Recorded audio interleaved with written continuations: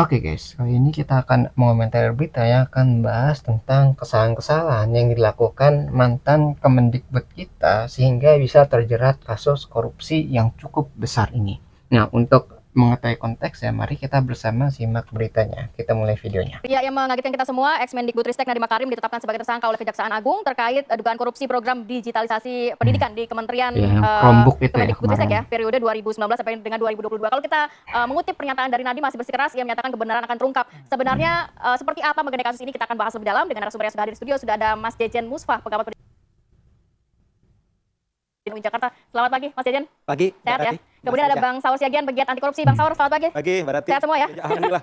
Saya mau ke Bang Saur dulu. Bang Saur ini, ya walaupun kita tahu beberapa kali juga sudah Nadiem namanya terseret-seret kasus ini, dan akhirnya Kejaksaan Agung juga menetapkan sebagai tersangka dalam kasus ini. Walaupun kita nggak tahu alirannya seperti apa, belum tahu juga tindak pidananya seperti apa dan lain sebagainya. Tapi kalau Anda melihat kasus ini, sebenarnya bagaimana sih, Bang? Saya terus terang secara pribadi, salah satu startup kita orang hebat itu kan Nadiem ya. Kemudian dia harus tersandung kasus ini. Saya secara pribadi dulu Mbak Rati sama Reza waktu dia mau menerima menteri pendidikan, saya bertanya-tanya juga. Karena sudah rahasia umum misalnya katakanlah Pak Mahfud bilang sistem kita itu korup gitu loh ya. Jadi saya di satu sisi sangat prihatin tapi juga sekaligus mengapresiasi kejaksaan tentang komitmen mereka yang tidak tidak pandang bulu dan juga apresiasi kepada semua para penegak hukum dan juga pemerintah. Nah, kalau kita lihat menganalisis dari sisi hukumnya kan tentu pasti kejaksaan ini nggak main-main. Sudah ada buktinya, Sudah ada cukup bukti, jadi saksi 120, ahli macam-macam, dan juga tentu ini menyangkut kasus besar 1,98 triliun. Hampir 2 T. Hampir 2 T menyangkut pendidikan kita loh ya.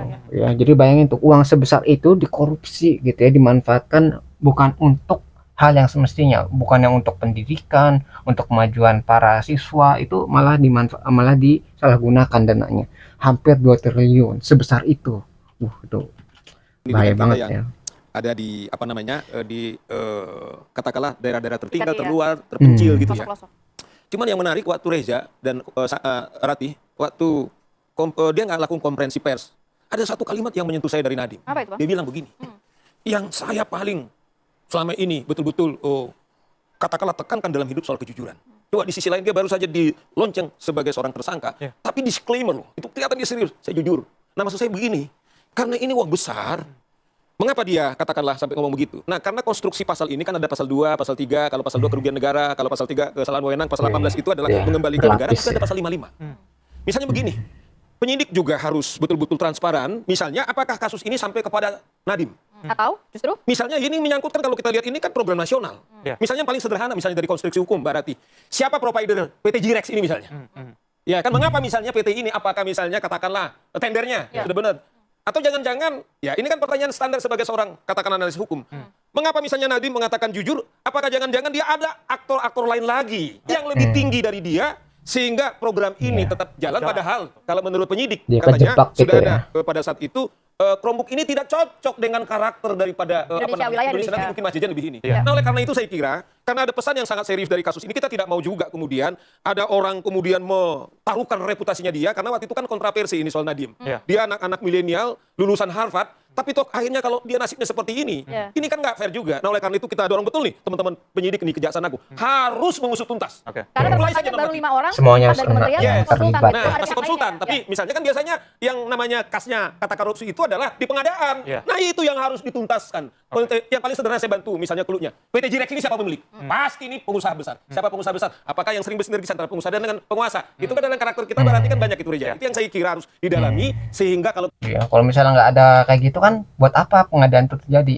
Pasti ada kayak kerjasama nih dari perusahaan besarnya untuk pengadaan hal tersebut. Nah, ketika ada pengadaan seperti ini, itu bisa dimanfaatkan. Jadi perusahaan untung bisa ngejual barang, dan tadi berapa orang yang di dalam pemerintahan itu mungkin bisa mendapatkan persenan gitu dari keuntungan tersebut.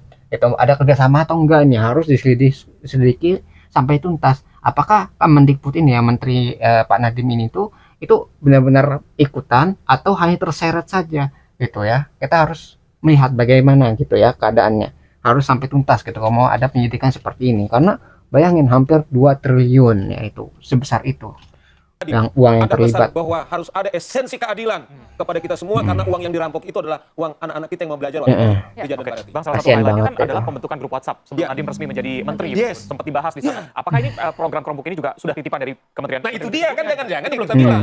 Kok tiba-tiba belum menterinya ini sudah ada grup WhatsApp? WhatsApp-nya. Ya, toh kan? Nah, siapa yang membuat grup WhatsApp? Yang pasti kan bukan Nadiem, orang Nadiem waktu itu belum dia jadi menteri. Belum Dia belum dilantik dia waktu jadi menteri. Bagaimana orang sudah ada grup tapi dia belum dilantik? Siapa yang membentuk grup ini? Siapa-siapa aja? Dan siapa Gitu ya. aktor? Jadi khawatir ada pembicaraan sebelum menterinya itu masuk gitu kan. Bayangin jadi udah ada obrolan, nanti pagi obrolan itu selesai tiba-tiba nanti diundang nih baru yang dari Kemendikbudnya gitu. Khawatir obrolan sebelumnya itu adalah obrolan yang penting gitu. Sedangkan si menterinya ini nggak tahu yang tiba-tiba masuk tapi harus terjerat kasus seperti ini ya.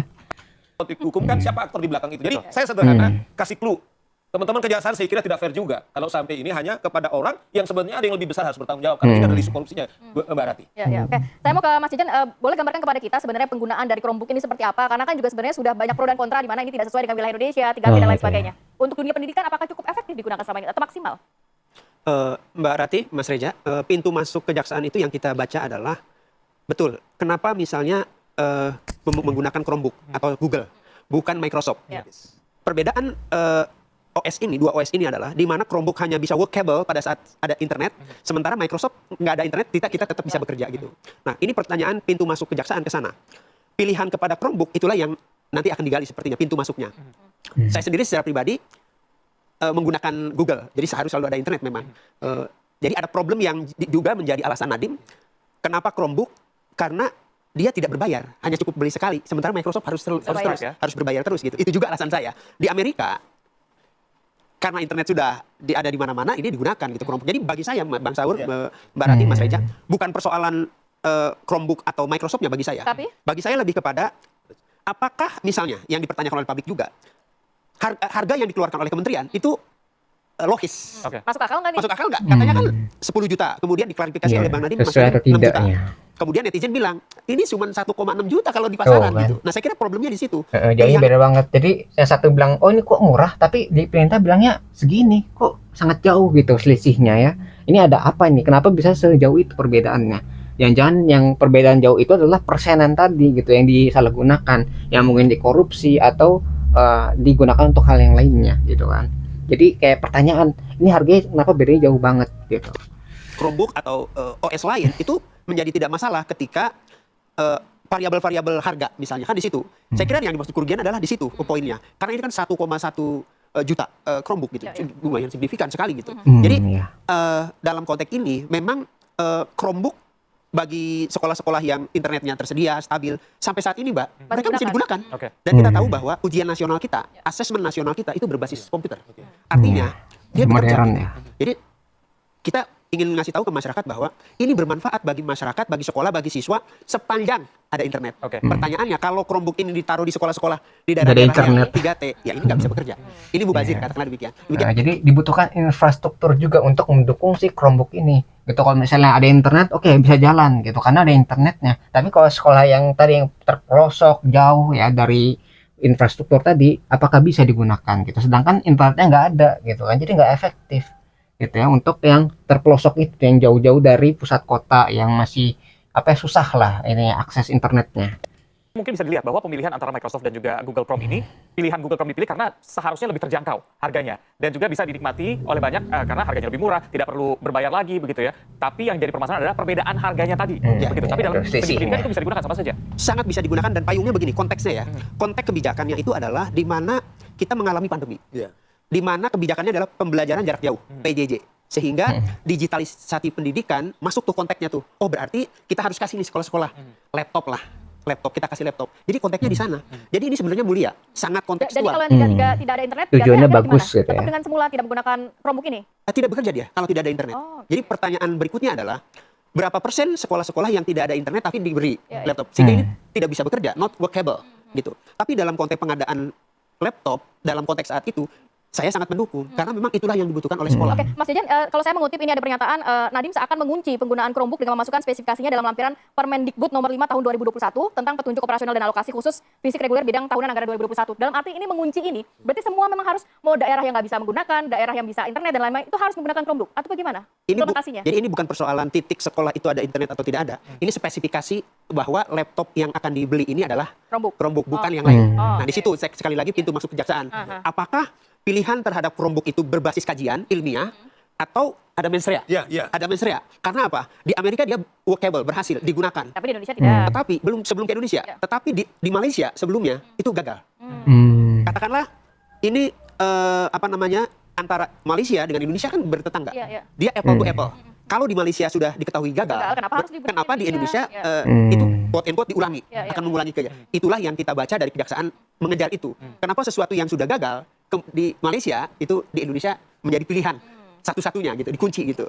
Gimana Bang Saur? Ya itu dia kan, yang pasti kan tadi nggak apple-apple kalau Indonesia Amerika untuk menggunakan Chromebook. Ya. Tapi yang paling tepat itu Malaysia, karena sebenarnya kita tadi kan satu gitu loh. Di sana kerja apalagi katakanlah pendidikan yang 3T tadi. Nah kalau saya bilang dalam konteks filosofi pendidikan jarak jauh ini justru itu kan yang paling utama. Iya, iya. Kalau kita di Jakarta sih berarti Ya. kalau kita nggak punya akses ini terlalu banyak pengganti untuk menggantikan itu misalnya. betul. Tetapi pertanyaannya tadi kenapa ini dikunci? Ya. Kenapa Pak Nadi ngunci ini? Nah, itu yang saya bilang. Apakah ada aktor yang kita bilang tadi grup WhatsApp dibilang Mbak Ratita Marija tadi, yang tangan-tangan yang tidak terlihat gitu ya? Kenapa Nadiem betul-betul dia declare apa namanya, saya menjunjung soal kejujuran. Nah itu yang bilang. Yang kedua kan sudah telanjang. Sekarang ini kan bisa kita searching berapa sih harga Chromebook yang model kayak begitu, nggak usah susah-susah lah. Kemudian berapa? Kemudian kementerian Harganya. memberikan harganya Iya, sangat iya. telanjang. Pak. Bisa bilang 1 juta sekian. Iya.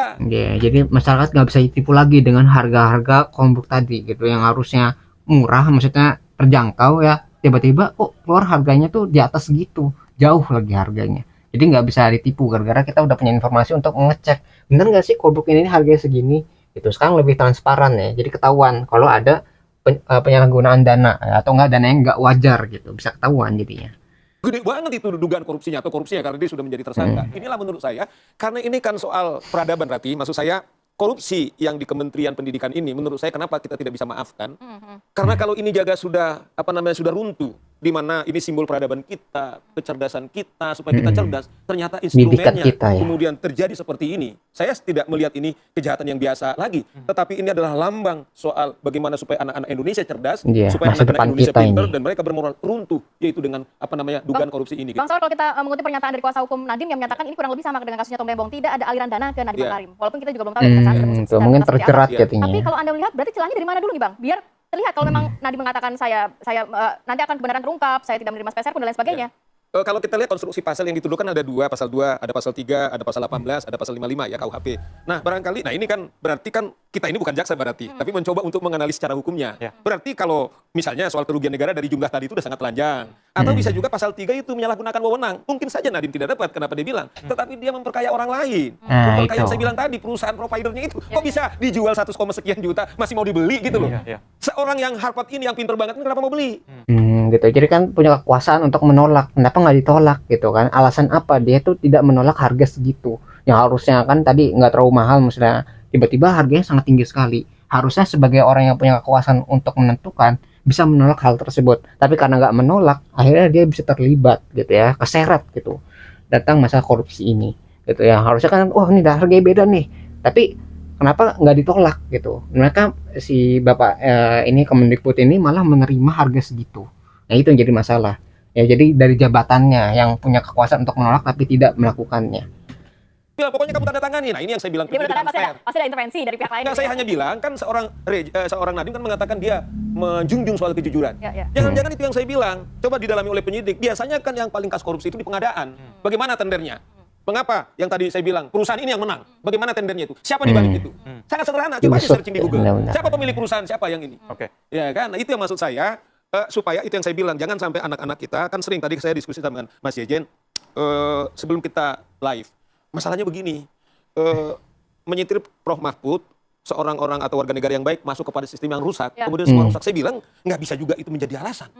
Kalau memang katakanlah ada rusak, misalnya Nadiem masuk ke sana karena kehebatannya anak-anak muda, kemudian merubah. Atau Iya, kalau memang dia nggak memperbaiki. sanggup, Mas Yejen, saya bilang dia give up. Oke. Bukan malah, saya bilang dia ikut berkubang, tetapi kemudian dia korban, ada orang kemudian menari-nari di atas derita orang lain. Itu yang menurut saya tidak, dari segi aspek filosofi hukum, itu tidak adil. Oke, salah satu bahasannya adalah pertemuan antara Nadiem dengan perwakilan dari Google Indonesia. Ya. Apa saja yang dibahas mungkin kita akan bahas nanti usaha jeda, tetap bersama kami. Ya, jadi itu ya. Jadi yang bahasan di saat ini di berita ini itu adalah bagaimana nih, siapa aja yang terlibat? Apakah hanya dari kementeriannya saja? Apakah ada dari pengusahanya juga? Apa dari Google-nya juga yang ikutan terjerat kasus seperti ini? Karena nggak sedikit yang harusnya terlibat ya, maksudnya yang ketangkapnya baru sedikit, yang lain-lainnya yang berhubungan dengan hal ini tuh harusnya banyak, karena kan melibatkan hampir 2 triliun itu. Pasti kemungkinan dari perusahaannya juga harusnya mungkin ada orang yang terlibat juga, tapi karena belum ada bukti yang kuat ya untuk mengusut kasus seperti ini, jadi belum bisa ditentukan ini ada pihak yang bermain nggak dari pebisnisnya gitu, atau enggak dari atasan yang bisa menentukan bagaimana si menterinya itu bekerja gitu. Jadi harus butuh pendalaman kasus lagi gitu ya. Jadi belum selesai nih sebenarnya kasusnya dari satu hal ke hal yang lainnya. Apakah si Bapak Nadiem ini itu dia itu terjerat ikutan atau emang terseret gitu ya. Jadi bagaimana, ini masih dalam proses. Jadi itulah yang bisa kita pelajari dari berita ini. Itu apalagi ini menyeret kasus ini ya, pendidikan ya. Pendidikan kita yang lagi susah gitu ya. Apalagi dilakukan di zaman yang Covid ya, habis Covid. Jadi benar-benar kejam sekali kalau misalnya ini dilakukan. Jadi anak-anak yang harusnya dapat teknologi yang bagus itu akhirnya tidak mendapatkan haknya. Terus sama dana yang tadi yang sebesar itu digelontorkan saat-saat Covid, di saat-saat orang tuh lagi kesusahan gitu kan, lagi resesi ya, dimana setelah wabah itu terjadi, wabah Covid. Nah itu emang harus ditelusuri nih siapa aja nih, gak cuma satu orang yang terlibat yang dikorbankan, tapi pelaku utamanya juga harus ditemukan, karena ini menyangkut banyak hidup orang dan masa depan negara kita, gak cuma sekarang tapi kedepannya juga gitu ya. Jadi emang harus diselesaikan. Oke, itu mungkin yang bisa kita pelajari dari berita ini. Nah, kalau kalian tertarik dengan sumber beritanya, link sudah saya cantumkan di deskripsi video. Nah, mungkin sekian yang bisa saya sampaikan. Semoga video bisa bermanfaat. Kurang lebih mohon maaf. Kita ketemu lagi di pembahasan selanjutnya. Insya Allah.